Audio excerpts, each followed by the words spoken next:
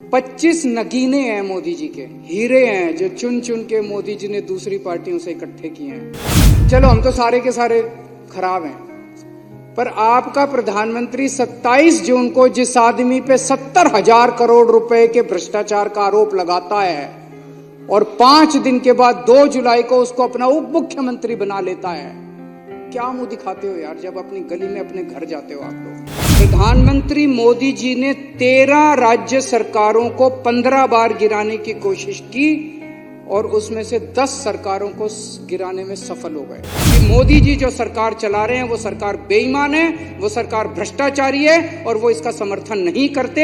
ये मोहन भागवत जी की जिम्मेदारी है कि पूरे देश के अंदर वो ये स्टेटमेंट दें। मैंने 4-5 दिन पहले मोहन भागवत जी को एक चिट्ठी लिखी थी। उस चिट्ठी में मैंने मोहन भागवत जी से 5 मुद्दों की बात की थी और उसमें एक मुद्दा ये भी था कि जिस तरह से प्रधानमंत्री मोदी जी इस देश के सबसे भ्रष्ट नेताओं को ईडी और सीबीआई से डरा के या पैसों का लालच दे के दूसरी पार्टियों से तोड़ के अपनी पार्टी में शामिल कर रहे हैं, क्या मोहन भागवत जी उनसे सहमत हैं? मोदी जी ने खुद कुछ दिन पहले जिनको भ्रष्टाचारी बोला, अमित शाह जी ने खुद कुछ दिन पहले जिनको भ्रष्टाचारी बोला, भारतीय जनता पार्टी ने खुद जिन लोगों को कुछ दिन पहले भ्रष्टाचारी बोला, कुछ दिन के बाद उनको अपनी पार्टी में शामिल करा लेते हैं। 27 जून 2023 को प्रधानमंत्री जी ने कहा कि अजीत पवार पे 70,000 करोड़ रुपए के घोटाले का आरोप है, हम इनको जेल भेजेंगे। 27 जून 2023 और 5 दिन के बाद 2 जुलाई को उनको अपनी सरकार में शामिल करके उनको उप मुख्यमंत्री बना दिया। मैं इनसे पूछना चाहता हूं, कुछ शर्म आती है?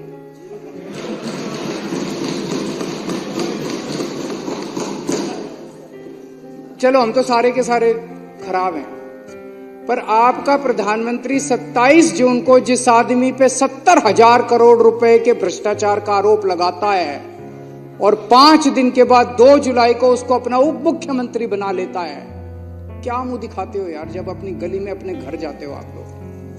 पूरी दुनिया को क्या मुंह दिखाओगे कि ऐसी पार्टी में आप लोग हो। 22 जुलाई 2015 को भारतीय जनता पार्टी एक वो निकालती है असम के अंदर, उसमें कहती है कि हेमंत बिश्व शर्मा बहुत बड़ा भ्रष्टाचारी है। 22 जुलाई 2015 को, और 1 महीने के बाद 23 अगस्त 2015 को उसको अपनी पार्टी में शामिल कर लेते हैं। ऐसे 25 नगीने हैं मोदी जी के, हीरे हैं जो चुन चुन के मोदी जी ने दूसरी पार्टियों से इकट्ठे किए हैं। ये मोदी जी के बहुत करीब हैं, चुन चुन के वो दूसरी पार्टियों से लेके आए। उनके ऊपर जितना कचरा था, गंद था, सारा साफ किया मोदी जी ने, सारे केस उनके धोए। अजीत पवार एनसीपी के होते थे, इनके ऊपर इकोनॉमिक ऑफेंसेस विंग का केस था, ईडी का केस था, दोनों केस बंद करवा दिए मोदी जी ने। प्रफुल्ल पटेल एनसीपी के नेता थे, सीबीआई का केस था, ईडी का केस था, दोनों केस बंद करवा दिए मोदी जी ने, अपनी पार्टी में शामिल कर लिया प्रधानमंत्री जी ने। प्रताप सरनायक शिवसेना का नेता था, इस पे ईडी का केस था, ईओडब्ल्यू का केस था, दोनों केस बंद करवा दिए मोदी जी ने, आप इस बीजेपी में शामिल कर लिया। हेमंत बिश्व शर्मा कांग्रेस का नेता था, सीबीआई का केस था, ठंडे बस्ते में डाल दिया, इसको अपनी पार्टी में शामिल कर लिया। हसन मुशर्रफ एनसीपी का नेता था, ईडी का केस था, ठंडे बस्ते में डाल दिया, मोदी जी ने इसको अपनी पार्टी में शामिल कर लिया। भावना गवाली शिवसेना की नेता थी, ईडी का केस था इस पे। यामिनी और यशवंत जाधव शिवसेना के नेता थे, ईडी का केस था, इनका केस ठंडे बस्ते में डाल दिया। सीएम रमेश, रविंदर सिंह, संजय सेठ, शुभेंदु अधिकारी, के गीता, शोभन चैटर्जी, छगन भुजबल, कृपा शंकर सिंह, दिगंबर कामत, अशोक चौहान, नवीन जिंदल, तपस रे, अर्चना पाटिल, गीता कोड़े, बाबा सिद्दीकी, ज्योति मिंडा, सुजाना चौधरी ये इनकी ईमानदारी है, ये जीरो टॉलरेंस है। शर्म नहीं आती लाल किले के ऊपर खड़े होकर पूरे देश को बेवकूफ बनाते हैं, कहते हैं ईमानदार है, भ्रष्टाचार के खिलाफ लड़ाई लड़ रहे। ये 25 नगीने हैं, वो पहले नवरत्न होते थे अकबर के जमाने में, अब ये 25 रत्न हैं प्रधानमंत्री जी के, जिनको मैं आरएसएस के अंदर कई ऐसे लोग हैं, प्रचारक कहते हैं उनको, जिन्होंने अपनी जिंदगी जो है वो आरएसएस को दी है। वो जब घर घर जाते होंगे क्या कह के वो जनता का सामना करते होंगे कि जिस आदमी को प्रधानमंत्री ने 2 दिन पहले कहा कि 70,000 करोड़ का घोटाला हो गया, सारे बीजेपी वाले आरएसएस वालों ने व्हाट्सएप ग्रुप पे उसको भेजा लोगों को कि 70,000 करोड़ का घोटाला, आज प्रधानमंत्री ने 5 दिन बाद उसको अपने यहाँ शामिल करके उसको उप मुख्यमंत्री बना दिया। क्या शक्ल दिखाते हैं ये लोग। मैं पूछना चाहता हूं सारे आरएसएस के कार्यकर्ताओं से, मैं पूछना चाहता हूं सारे बीजेपी के नेताओं से कि कैसे आप लोग अपनी गली, अपने मोहल्ले के अंदर जाते हो। और मैं आरएसएस वालों के ऊपर ज्यादा दया आती है, उन्होंने कईयों ने अपनी जिंदगी आरएसएस के लिए दे दी और अब उनका एक ही, उनको अब टिकट नहीं मिलती। कांग्रेस वालों को इसको उसको लाला के टिकटें देते हैं, उनका काम दरी बिछाने का रह गया बस।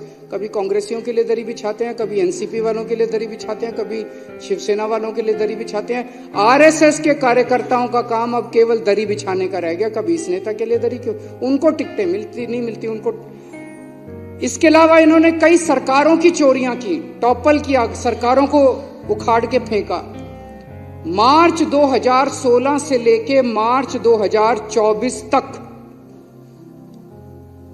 प्रधानमंत्री मोदी जी ने 13 राज्य सरकारों को 15 बार गिराने की कोशिश की और उसमें से 10 सरकारों को गिराने में सफल हो गए। ये सरकारें नहीं गिराई, ये सरकारों की चोरी की है। ईडी और सीबीआई को भेज के, उनको धमकी देके, उनको लालच देके, पैसे से खरीद के उनकी सरकारों की चोरी की है इन लोगों ने। ये कोई मामूली वो नहीं है कि सरकारें गिरा दी। उत्तराखंड में मार्च 2016 में इन्होंने 9 कांग्रेस के एमएलए तोड़ के और हरीश रावत की सरकार गिराई।